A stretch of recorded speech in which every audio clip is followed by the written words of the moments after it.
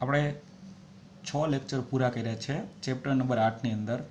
હવે આપણે 7મો lecture start કરીએ છીએ. અત્યાર સુધી જે આપણે વાત કરી હતી કે અલગ અલગ પ્રકારના આલેખ દ્વારા ગતિની વાત કરતા હતા અને એ સિવાય ઝડપની વાત કરતા હતા કે સામાન્ય રીતે અત્યાર સુધીના જો ગ્રાફ જોઈએ તો એ સુરેખ હોઈ શકે, વક્ર હોઈ શકે અથવા અનિયમિત આકારનો. તો જે આપણે ગ્રાફ જોયા હતા એવો જ એક ગ્રાફ ઉપરનો પ્રશ્ન આવે છે કે આલેખીય રીત વડે ગતિના સમીકરણ તારવવાના છે. તો મિત્રો હવે પછીનો જે પ્રશ્ન છે એમાં આપણે 3 સમીકરણ આપણે તારવવાના રહેશે અને એ સમીકરણ માટે આપણે એક ગ્રાફનો ઉપયોગ કરવાનો રહેશે, એટલે કે એક આલેખનો ઉપયોગ કરશું અને એની ઉપરથી આપણે એક સમીકરણ તારવશું અને એ સમીકરણનો ઉપયોગ આપણે દાખલામાં કરવાનો થશે. તો થોડુંક વર્ણન આપ્યું છે, પહેલાં જોઈ લઈએ આપણે કે કોઈ વસ્તુ સુરેખ પથ ઉપર અચળ પ્રવેગથી ગતિ કરતી હોય. મિત્રો યાદ કરો આપણે આગળનો લેક્ચર કે જ્યારે સુરેખ પથ ઉપર એટલે કે સીધા રસ્તા ઉપર ગતિ કરતી હોય કે જ્યારે સમયનો ગાળો સરખો હોય અને સામાન્ય રીતે વેગનો ગાળો પણ સરખો હોય ત્યારે એ ગતિ છે એ દરેક જગ્યાએ એક સરખી મળતી હતી. એટલે કે અચળ પ્રવેગથી ગતિ કરતો હોય તો તેના વેગ અને ગતિ દરમિયાન તેના પ્રવેગ અને તેના દ્વારા નિશ્ચિત સમયગાળામાં કાપેલું અંતર વચ્ચેનો સંબંધ સમીકરણ દ્વારા સ્થાપિત કરી શકાય છે. મિત્રો વાક્ય ફરી પાછું આપણે સમજીએ કે કોઈ વસ્તુ સુરેખ પથ ઉપર ગતિ કરતી હોય તો ત્યારે તેનો વેગ એ ગતિ દરમિયાન પ્રવેગ એટલે કે સમય સાથે જે વેગમાં ફેરફાર થાય તેના દ્વારા નિશ્ચિત સમયગાળામાં કાપેલું અંતર કે દરેક 5-5 મિનિટમાં એને કેટલું અંતર કાપ્યું કે 5 સેકન્ડમાં કેટલું અંતર કાપ્યું, તો એના ઉપરથી આપણે સમીકરણો છે એને જોડી શકીએ છીએ જેને ગતિના સમીકરણ કહે છે. તો મિત્રો આપણી સામે આ 3 સમીકરણ છે. આ 3 સમીકરણ એકવાર જોઈ લઈએ. પહેલાં કે પહેલું સમીકરણ છે v બરાબર u પ્લસ at. v બરાબર u પ્લસ at. બીજું સમીકરણ છે s બરાબર ut પ્લસ 1/2 at સ્ક્વેર અને ત્રીજું સમીકરણ છે 2as બરાબર v square minus u square. તો ફરી પાછું રિપીટ કરીએ કે આ 3 સમીકરણ છે. આ 3 સમીકરણ આપણને આપેલા છે, પરંતુ મિત્રો આપણે આ 3 સમીકરણ તારવવાના છે અને એ પણ આપણે ગ્રાફ દ્વારા તારવશું. તો એની અંદર અમુક વસ્તુ આપણે સમજી લઈએ કે જેમ કે અહીં તમે જોઈ શકો છો પેલા v આપેલો છે, તો v એટલે હંમેશા યાદ રાખીએ એનો અંતિમ વેગ કહેવાય. તો અહીં v એટલે અંતિમ વેગ થશે. અહીં પણ તમે જોઈ શકો છો v છે એટલે કે અંતિમ વેગની જ વાત કરી છે. પછી u એટલે કે પ્રારંભિક વેગ. u એટલે કે પ્રારંભિક વેગ. અહીં પણ u છે એટલે પ્રારંભિક વેગ અને અહીં પણ u છે એટલે પ્રારંભિક વેગ. આ સિવાય એ આપેલો છે, જે જગ્યાએ એ આપેલો છે એનો પ્રવેગ કહેવાય. જો અહીં એ છે, અહીંયા એ છે અને અહીં એ છે, તો આ ત્રણેય જગ્યાએ જે બતાવે છે એનો પ્રવેગ બતાવે છે. અહીં t આપેલું છે, અહીં પણ t આપેલું છે, તો એનો મતલબ એમ કે સમય બતાવેલું છે અને છેલ્લે આવે છે s એટલે કે અંતર. તો મિત્રો આ રીતે આપણી પાસે 5 રાશિ વાત કરી છે. જેમ કે અંતિમ વેગ હોય તો v, પ્રારંભિક વેગ હોય તો u, a એટલે કે પ્રવેગ, t એટલે કે સમય અને s એટલે અંતર. તો મિત્રો હવે પછીના જે સમીકરણ આપણે તારવવાના છે એમાં અલગ અલગ રાશિઓનો આપણે કઈ રીતે ઉપયોગ કરશું. આપણે મેઇન 3 સમીકરણ તારવવાના છે અને એ 3 સમીકરણ આપણા માટે સૌથી અગત્યના છે. આપણી સ્કૂલની જ્યારે એક્ઝામ હોય છે ત્યારે પણ એ સમીકરણ આપણને તારવવાનું પૂછાય છે, કોઈ પણ એક સમીકરણ તારવવાનું. અને આ સમીકરણનો ઉપયોગ આપણે આગળના જે ચેપ્ટર ભણશું 9મા ધોરણમાં ગુરુત્વાકર્ષણ ઉપરના, એમાં પણ આ સમીકરણનો આપણે ઉપયોગ કરવાનો થશે. તો સમીકરણ કઈ રીતે તારવીએ છીએ એ ખૂબ જ અગત્યનું છે, એટલે એની ઉપર આપણે ખાસ ધ્યાન આપશું. જેમ કે જ્યાં u એ t સમયે a જેટલા અચળ પ્રવેગથી ગતિ કરતી વસ્તુનો પ્રારંભિક વેગ છે. એટલે તમે સમજી શકો છો કે u છે એ પ્રારંભિક વેગ બતાવે છે, t એ સમય બતાવે છે, a છે એનો પ્રવેગ બતાવે છે અને v એનો અંતિમ વેગ છે. તો આ 5 રાશિઓની અંદર આપેલું છે. જ્યારે વસ્તુ દ્વારા t સમયમાં કપાયેલું અંતર, જેની આપણે વાત કરી હતી, અહીં s છે, આ s એનું અંતર છે. સમીકરણ 8.5 એ વેગ અને સમય વચ્ચેનો સંબંધ દર્શાવે છે. સમીકરણ 8.6 એ સ્થાન અને સમય વચ્ચેનો. અને સમીકરણ 8.7 જે વેગ અને સ્થાન વચ્ચેનો સંબંધ દર્શાવે છે. તો મિત્રો આપણી સામે 3 સમીકરણ છે, 8.5, 8.6 અને 8.7. આ ત્રણેય સમીકરણ અલગ છે, જેમાં 8.5 છે એ વેગ અને સમય વચ્ચેનો છે, 8.6 એ સ્થાન અને સમય વચ્ચેનો છે, અને 8.7 જે વેગ અને સ્થાન વચ્ચેનો છે. તો ત્રણેય સમીકરણ અલગ અલગ હોય, પરીક્ષામાં પણ આપણને અલગ રીતે પૂછી શકાય. તેને સમીકરણ 8.5 અને 8.6 પરથી ટીનો લોપ કરી અને મેળવી શકાય છે. એટલે કે આપણે 8.7 મેળવવાનું રહેશે, પણ એની અંદર આપણે 8.5 અને 8.6 સમીકરણ આવ્યું છે એમાં ટી એટલે કે સમયનો લોપ રહેશું, કે સામાન્ય રીતે જે આપણે મેથ્સની અંદર કરતા હોય છે લોપની રીતે ગુણાકાર કરીને એ રીતે મેળવશું. આ ત્રણેય સમીકરણનો આલેખીય રીત વડે તારવી શકાય છે. એટલે કે આ ત્રણ સમીકરણ છે, જો હું ગ્રાફ ડ્રો કરીશ અને એ ગ્રાફનો ઉપયોગ કરી અને એ 3 સમીકરણ છે એ મારે તારવાના રહેશે. તો મિત્રો આપણે શરૂઆત કરીએ, એક પછી એક સમીકરણ તારવવાનો પ્રયત્ન કરીએ. જેમ કે પેલું આપેલું છે વેગ અને સમય સંબંધ માટેનું સમીકરણ. તો તમે જોઈ શકો છો મિત્રો, આ 8.5 સમીકરણ છે, v = u + at. તો એ સમીકરણ આના માટે આપણે તારવવાનું રહેશે, વેગ અને સમય. અહીં પણ તમે જોઈ શકો છો 8.5 સમીકરણ છે, વેગ અને સમય છે. તો આપણો જે પહેલો પ્રશ્ન છે 8.5.1 વેગ અને સમય સંબંધ માટેનું સમીકરણ તારવવાનું છે. તો પરીક્ષાની અંદર ફરી પાછું હું રિપીટ કરું છું કે 3 સમીકરણ સાથે તારવવાના હોતા નથી, 3માંથી કોઈ પણ એક સમીકરણ તમારે તારવવાનું હોય છે. અચળ પ્રવેગથી ગતિ કરતી વસ્તુનો આલેખ 8.8માં દર્શાવેલો છે. તો મિત્રો અહીં તમારી સામે એક આલેખ આપેલો છે. આ આલેખ બને એટલો સચોટ યાદ રાખવાનો પ્રયત્ન કરશું. શક્ય હોય તો ડ્રો કરીને પણ તમે પ્રયત્ન કરી શકો છો. પરંતુ એક વસ્તુ ખાસ યાદ રાખે, પરીક્ષામાં આપણને 3માંથી કોઈ પણ સમીકરણ પૂછાય, ત્રણેય માટે આ કોમન ગ્રાફ છે. એટલે કે 3માંથી કોઈ પણ સમીકરણ જો તમને પૂછાતું હોય તો શક્ય હોય તો પહેલાં ગ્રાફ ડ્રો કરી નાખો, કારણ કે તમે ગ્રાફ ડ્રો કરેલો હશે તો આના ઉપરથી તમારે સમીકરણ તારવવું ખૂબ જ સહેલું પડશે. હવે જો ગ્રાફને આપણે એકવાર સમજી લઈએ કે દાખલા તરીકે આ O એનું સંદર્ભ બિંદુ છે, એટલે કે ત્યાંથી એ શરૂઆત કરે છે. અહીં જે તમે જોઈ શકો છો સમય એ x અક્ષ ઉપર આપેલો છે, જે સેકન્ડમાં આપેલો છે. અહીં y અક્ષ ઉપર તમે જોઈ શકો છો વેગ આપેલો છે, જે મીટર પ્રતિ સેકન્ડમાં આપેલો છે. હવે શરૂઆતની જો આપણે વાત કરીએ કે દાખલા તરીકે O સંદર્ભ બિંદુથી શરૂ કરી અને અહીં એ બિંદુ સુધી પહોંચે છે, O થી શરૂ કરી અને એ સુધી પહોંચે છે, ત્યારે એનો શરૂઆતનો વેગ મળે છે. શરૂઆતનો વેગ એટલે કે એને u વડે દર્શાવેલો છે. તો આનો મતલબ એવો થઈ ગયો કે O થી એ સુધીનું અંતર છે એને હું u કહી શકું. O થી એ સુધીનું અંતર છે એ u કહી શકું, જે એનો પ્રારંભિક વેગ હતો. હવે એ બિંદુથી જો હું શરૂઆત કરું તો જેમ જેમ સમય પસાર થાય છે એમ ધીમે ધીમે એના વેગમાં ફેરફાર થતો જાય, અને વેગમાં ફેરફાર થતો જાય એટલે તમે એક ગ્રાફ જોઈ શકો છો કે સુરેખ મળે છે. તો અહીં એક બિંદુ આપણે લીધેલું છે જેને આપણે B નામ આપીએ. તો અહીં A થી B સુધી જે તમે જોઈ શકો છો એ સુરેખ રેખા મળે છે. હવે આ બિંદુને જો B બિંદુને જો હું C બિંદુ ઉપર લંબાવું અને એટલે કે x અક્ષ ઉપર લંબાવું તો ત્યાં મને C બિંદુ મળશે, અને આ બિંદુને જો હું y અક્ષ ઉપર લંબાવું તો મને E બિંદુ મળે છે. તો આ રીતે મિત્રો તમે જોઈ શકો, જે અહીંયા B બિંદુ હતું એને x અક્ષ ઉપર લંબાવ્યું એટલે એને C નામ આપેલું છે, એટલે કે એટલો સમય લાગ્યો છે.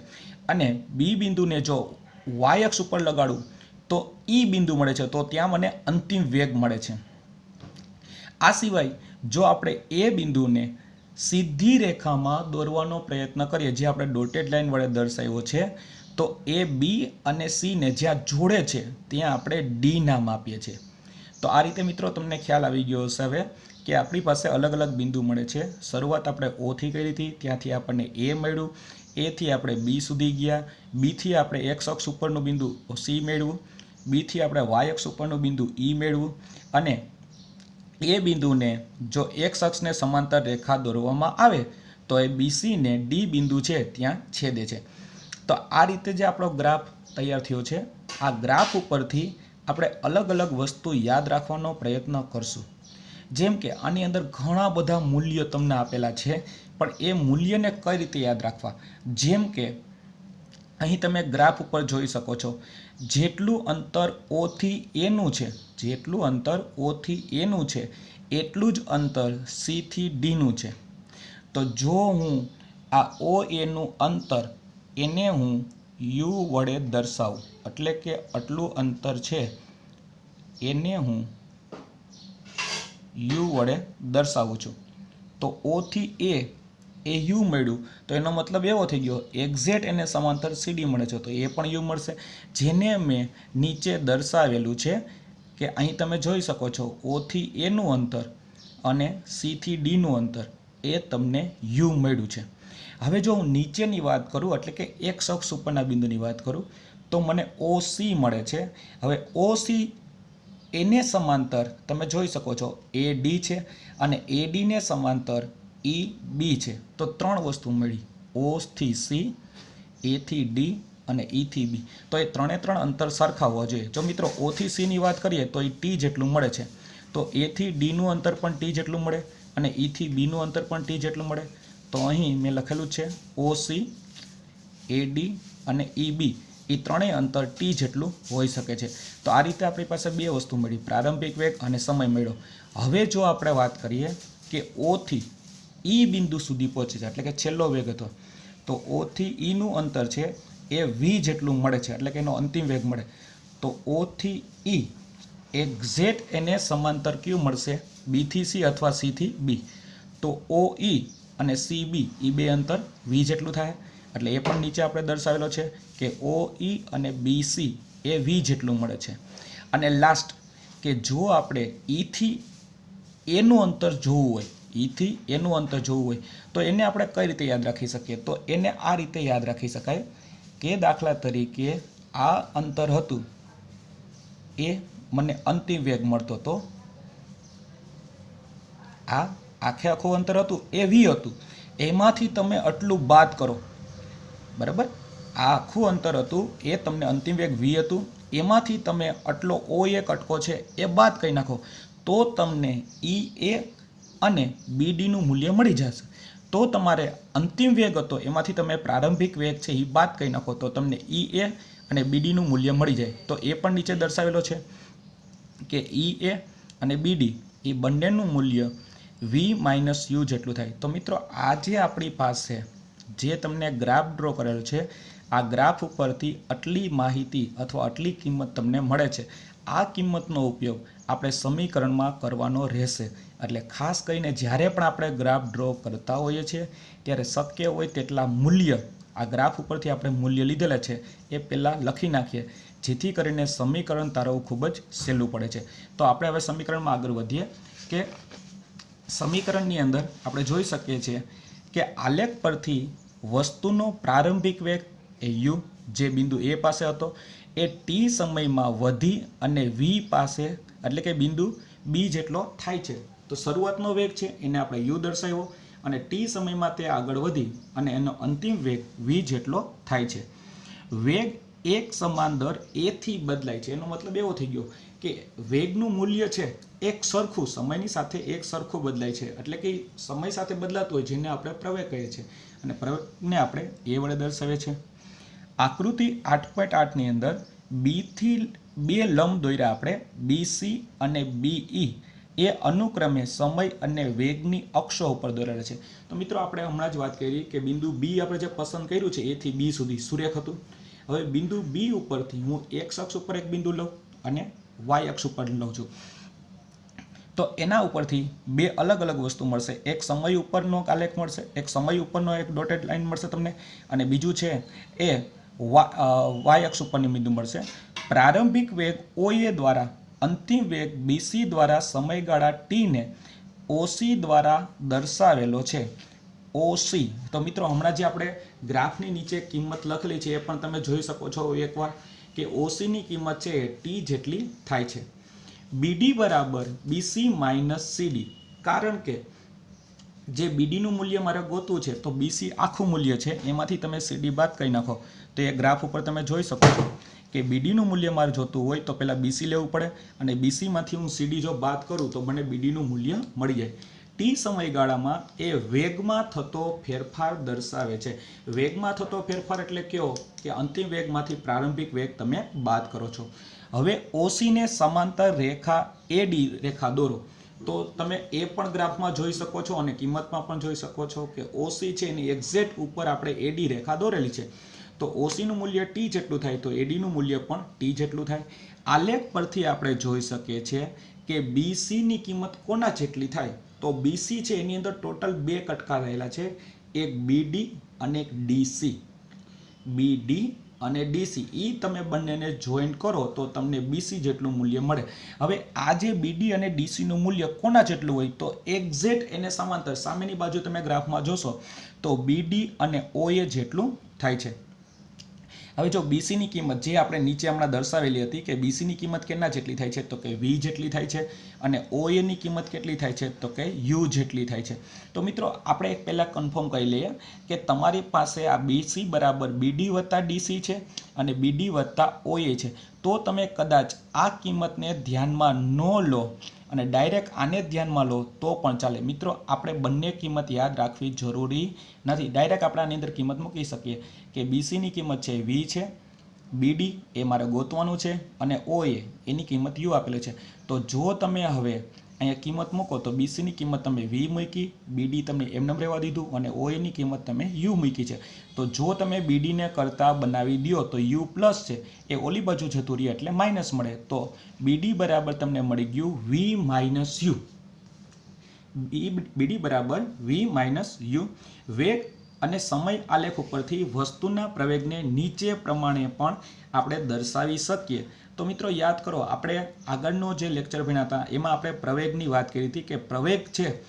પ્રવેગ એટલે શું તો પ્રવેગ એટલે કે વેગમાં થતો ફેરફાર અને તે માટે લાગતો સમય.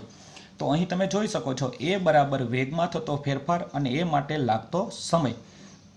તો અહીં પણ એવી જ રીતે આપ્યું છે. વેગમાં થતો ફેરફાર છે એને આપણે બીડી વડે દર્શાવ્યું છે અને છેદમાં લીધેલો સમય છે એને એડી વડે દર્શાવેલું છે. આ ન લેવું હોય તો એની જગ્યાએ તમે બીડીના છેદમાં ઓસી પણ તમે લઈ શકો. બંને કિંમત લેવી જરૂરી નથી, કોઈ પણ એક કિંમત તમે લઈ શકો. તો અહીં આપણે જોઈ શકીએ છીએ કે એ બરાબર ઓસીની જગ્યાએ આપણે અહીં જે ઓસી તમને દેખાય છે તે ગ્રાફ ઉપરથી એની કિંમત આપણે ટી મૂકી શકીએ. ઓસીની કિંમત છે એડી જેટલી જ હોય એટલે બંને લેવી જરૂરી નથી, ધ્યાન આપીએ. તો એ બરાબર વેગમાં થતો ફેરફાર, વેગમાં થતો ફેરફાર છે એને આપણે બીડી વડે દર્શાવ્યું છે. એના છેદમાં લીધેલો સમય જે ઓસી હતું પરંતુ ઓસીની જગ્યાએ આપણે ટી મૂકી દઈએ છીએ. તો બીડી બરાબર એ ટી આપણને મળી ગયું કારણ કે બીડીને તમે કરતા બનાવી દો એટલે અંશ અને છેદનો ગુણાકાર થાય તો બીડી બરાબર તમને એ ટી મળી જાય. હવે સમીકરણ 8.8 અને 8.9 ઉપરથી તો મિત્રો 8.8 તમે જોઈ શકો છો. 8.8 હતું એ બીડી બરાબર વી માઇનસ યુ મળતું હતું અને 8.9 છે એ બીડી બરાબર એ ટી મળ્યું. તો આનો મતલબ એવો થઈ ગયો અહીં પણ બીડી છે, અહીં પણ બીડી છે. જો બંનેની જમણી બાજુ સરખી હોય તો બંનેની ડાબી બાજુએ સરખી મૂકી શકીએ. તો એનો મતલબ એવો થઈ ગયો કે અહીં બીડી બરાબર શું હતું તો કે વી માઇનસ યુ હતું. એના બરાબર અહીં બીડી બરાબર તમને શું મળ્યું તો કે એ ટી મળ્યું. હવે જો હું વીને કરતા બનાવી દઉં તો આ યુ માઇનસ છે એ ઓલી બાજુ જતું રહીએ એટલે પ્લસ મળી ગયું. એટલે તમારું સમીકરણ તૈયાર થઈ ગયું વી બરાબર યુ પ્લસ એ ટી. તો મિત્રો આ રીતે આ સમીકરણ આપણે તાર્યું. જે પહેલું સમીકરણ હતું ખૂબ જ અગત્યનું હતું. શક્ય હોય ત્યાં સુધી લખીને પ્રયત્ન કરશું જેથી ઝડપથી યાદ રહી જાય. ત્યાર પછી મિત્રો બીજો પ્રશ્ન છે એવો જ છે કે સ્થાન અને સમય માટેનું સમીકરણ દર્શાવવાનું છે. તો મિત્રો જે પહેલું સમીકરણ હતું એ વેગ અને સમય માટેનું હતું. હવે છે સ્થાન અને સમય સંબંધ દર્શન માટેનું સમીકરણ. ધારો કે કોઈ વસ્તુ એ જેટલા અચળ પ્રવેગથી ગતિ કરે છે અને ટી સમયમાં એસ જેટલું અંતર કાપે છે. આકૃતિ 8.8માં દર્શાવેલા અંતરવેગ એ સમયના આલેખ એબીથી ઘેરાયેલો ભાગ OABCના ક્ષેત્રફળ દ્વારા દર્શાવાય છે. તો મિત્રો એ તમે ફરી પાછા ગ્રાફમાં જોઈ શકો છો જે આપણને OABC બતાવેલું છે. તો અહીં તમે જોઈ શકો છો OABC. હવે જો હું OABCની આખી વાત કરું તો એની અંદર એક ત્રિકોણ આવેલો છે અને બીજો આપેલો છે લંબચોરસ. તો આ બંનેના ક્ષેત્રફળનો જો હું સરવાળો કરું તો એના દ્વારા એ મૂલ્ય મળી જાય. આમ જે ક્ષેત્રફળ છે એના દ્વારા ટોટલ એને કેટલું અંતર કાપ્યું છે એ આપણે જાણી શકીએ. તો આમ વસ્તુ દ્વારા કપાયેલું અંતર એસ એ નીચે પ્રમાણે દર્શાવી શકાય. જે એસ બરાબર ઓ એ બીસીનું મારે ક્ષેત્રફળ ગોતવું પડશે. અહીં એસ એટલે કે અંતર, કેટલું અંતર કાપ્યું તો કે એનું ઓ એ બીસી જેટલું ક્ષેત્રફળ હોય તેટલું એને અંતર કાપ્યું છે, જે આકાર સમલંબ ચતુષ્કોણ તરીકે દર્શાવી શકાય છે. હવે આગળ જોઈએ તો એ એસ બરાબર, હવે હમણાં જ આપણે વાત કરી કે એની અંદર ટોટલ બે આકાર છે. નીચે આકાર આપેલો છે એ લંબચોરસ છે. લંબચોરસ છે એ ઓ એ ડીસી આપેલું છે એનું ક્ષેત્રફળ કરવાનું, અને ઉપર આકાર છે એ ત્રિકોણ છે એ બી ડીનું ક્ષેત્રફળ. એ તમે આકૃતિમાં જોઈ શકો છો કે અહીં સમલંબ ચતુષ્કોણ છે એમાં ટોટલ બે આકાર છે, એક નીચે લંબચોરસ અને બીજો ત્રિકોણ. તો બંનેના ક્ષેત્રફળનો સરવાળો કરો એટલે તમને આખું ક્ષેત્રફળ મળી જશે. તો લંબચોરસનું ક્ષેત્રફળ આપણને ખબર છે લંબાઈ ગુણ્યા પહોળાઈ, લંબાઈ ગુણ્યા પહોળાઈ અથવા પાયો ગુણ્યા વેધ. તો લંબાઈ છે એ ઓએ અને પાયો છે એ ઓસી વત્તા અત્યારે જે મિત્રો આ ઓએ ગુણ્યા ઓસી લીધું છે એ તો તમારા લંબચોરસની વાત કરી છે. હવે જો ત્રિકોણની વાત કરીએ તો ત્રિકોણનું આપણને ખબર છે 1/2 પાયો ગુણ્યા વેધ. તો ત્રિકોણની અંદર 1/2 એડી એનો પાયો અને વેધ ગુણ્યા બીડી. તો હવે બધાની કિંમત મૂકી દેવાની રહેશે કે ઓએની કિંમત એ યુ છે, ઓસીની કિંમત એ ડી છે અથવા એડી છે અને એડીની કિંમત ટી જેટલી છે, અને બીડીની કિંમત એ ટી જેટલી લેવાની. એ ટી એટલા માટે કારણ કે એ આપણે સમીકરણ 1ની અંદર જોયેલું હતું કે સમીકરણ 1ની અંદર તમે જોઈ શકો, હમણાં જે પ્રશ્ન પૂરો કર્યો એમાં લાસ્ટમાં તમને આપેલું છે કે બીડીની કિંમત છે એ ટી જેટલી તમે લઈ શકો. તો હવે આપણે કિંમત મૂકીએ વારાફરતી કે એસ બરાબર અહીંયા ઓએ છે તો ઓએની જગ્યાએ આપણે મૂક્યું યુ, ઓસી તો ઓસીની જગ્યાએ મૂકવાનું રહેશે ટી પ્લસ 1/2 તો 1/2 મૂક્યું મેં. અહીંયા એડી તો એડીની કિંમત છે એ ટી જેટલી છે અને બીડીની કિંમત એ ટી જેટલી છે. તો આપણી પાસે સમીકરણ તૈયાર થઈ ગયું. એસને આપણે એમને રહેવા દઈએ. અહીંયા યુ અને ટીનો ગુણાકાર કરો એટલે યુટી, યુ અને ટીનો ગુણાકાર કરો એટલે યુટી. વચ્ચે પ્લસ નિશાની છે એટલે પ્લસ મૂક્યું, 1/2 એટલે કે 1/2 મૂક્યું. અહીં મિત્રો ખાસ ચેક કરજો, એ છે એક વાર છે પરંતુ ટી બે વાર છે. હવે ઘણા લોકો બે વાર ટી હોય એટલે 2t મૂકે, પણ ગુણાકાર નિશાની હોય એટલે ટી સ્ક્વેર થાય એટલે અહીં આપણે ટી સ્ક્વેર દર્શાવ. તો આખું સમીકરણ આપણી પાસે તૈયાર થઈ ગયું. એસ બરાબર યુટી પ્લસ 1/2 એ ટી સ્ક્વેર. તો મિત્રો આપણે જોઈ શકીએ છીએ કે અહીં જે સમીકરણ 2 હતું કમ્પેરેટિવલી બરાબર બહુ સહેલું છે સમીકરણ, એટલે આવા સમીકરણ જો પરીક્ષામાં આપણને પૂછાય તો આપણા માટે ખૂબ જ ફાયદાકારક રહે. પરંતુ એ વસ્તુ ખાસ નોટ ડાઉન કરીએ કે જે આપણી પાસે સમલંબ ચતુષ્કોણ હતો એની અંદર ટોટલ બે આકાર હતા, લંબચોરસ અને ત્રિકોણ. તમે કોઈ પણ આકાર છે એ પહેલાં લઈ શકો છો, પરંતુ યાદ રાખીએ બંનેનો આપણે સરવાળો કરવાનો હોય છે. એવું જ એક સમીકરણ ત્રીજું આપેલું છે કે સ્થાન અને વેગ સંબંધ માટેનું સમીકરણ. મિત્રો ફરી પાછું યાદ કરાવી દઉં, પહેલું સમીકરણ હતું એ વેગ અને સમય માટેનું હતું, બીજું સમીકરણ એ સ્થાન અને સમય માટેનું હતું, પરંતુ ત્રીજું સમીકરણ છે એ સ્થાન અને વેગ માટેનું સમીકરણ છે. એ ધ્યાન આપીએ કે આકૃતિ 8.8માં દર્શાવેલ વેગ અને સમયના આલેખ પરથી અચળ પ્રવેગ એ દ્વારા ટી સમયમાં વસ્તુ દ્વારા કપાયેલું અંતર એસ છે. આલેખ નીચેના સમલંબ ચતુષ્કોણ ઓએબીસી દ્વારા ઘેરાયેલા ભાગનું ક્ષેત્રફળ દ્વારા મળે છે. તો મિત્રો અહીં પણ સમલંબ ચતુષ્કોણની જ વાત કરી છે, પરંતુ આપણે કંઈક અલગ રીતે દર્શાવવાનું છે. કઈ રીતે?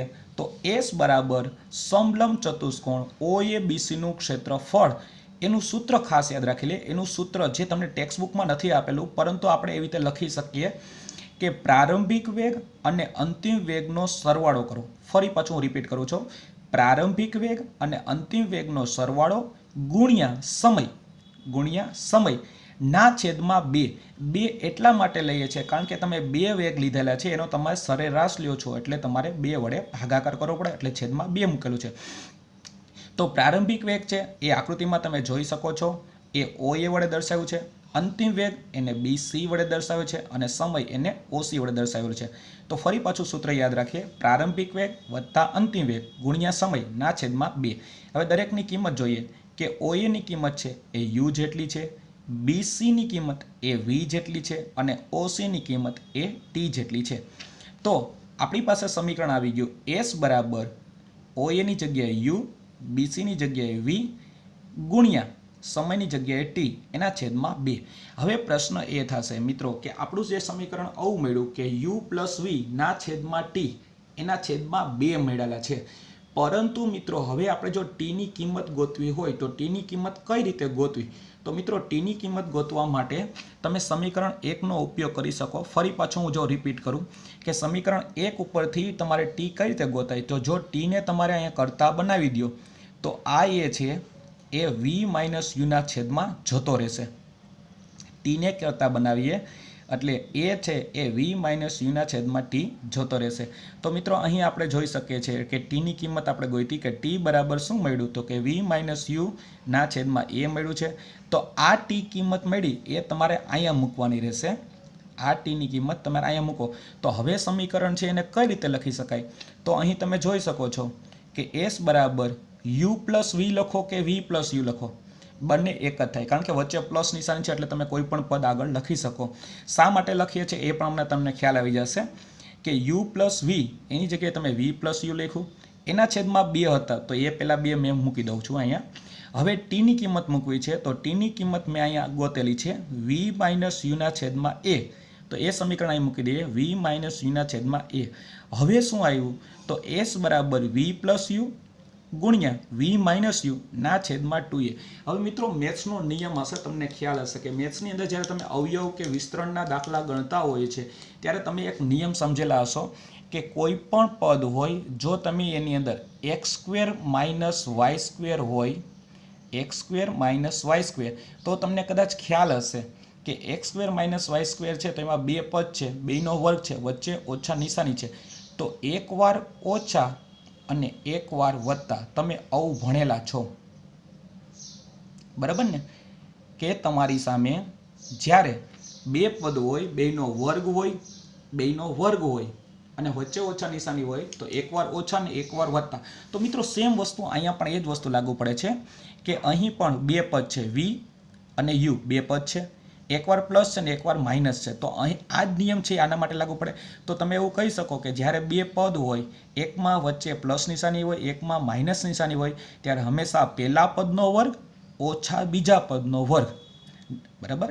તો અહીં તમે જોઈ શકો છો કે એસ બરાબર તમે એવું લખી શકો વી સ્ક્વેર, કારણ કે 2 પદ સેમ છે એટલે વી સ્ક્વેર માઇનસ બીજું પદ આવે યુ સ્ક્વેર, તો વી સ્ક્વેર માઇનસ યુ સ્ક્વેર ના છેદમાં 2a. હવે જો આ 2a ને છેદમાં છે એ અંશ સાથે આપણે ગુણાકાર કરીએ તો આ 2a છે એસ સાથે ગુણાકાર થાય, એસ સાથે ગુણાકાર થાય એટલે શું બન્યું 2as